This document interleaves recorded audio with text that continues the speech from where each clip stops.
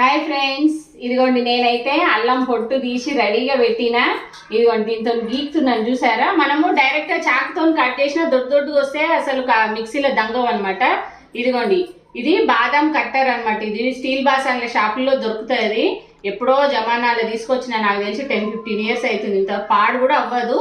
మంచిగా ఇక దీంతోనైతే కొబ్బరి కానీ, ఎండు కొబ్బరి కానీ, అల్లం కానీ ఏదైనా సరే ఇట్లా మంచిగా దీంతో ఇదిగోండి ఎంత బాగా పడుతుందో. దగ్గర చూపిపెట్ట, చాలా షార్ప్గా పడుతుంది. సన్నగా వస్తాయి. మనం ఇంక ఇవి ఇట్లా ఉన్నాయి కదా, మిక్సీకి వేసినా కూడా అసలు దంగకపోవడం అనే ఉండదు. అసలు ఎంత మామూలు మిక్సీలు అయినా కానీ మంచిగా దంగుతాయి. ఇదైతే అందరూ ఒకటి తప్పకుండా తెచ్చుకోండి, చాలా యూస్ఫుల్. ఎండు కొబ్బరి గీరుకొని మనం పౌడర్ చేసుకోవడానికి, అట్లాగే అల్లానికి కానీ దేనికైనా బాగా పనికి వస్తుంది.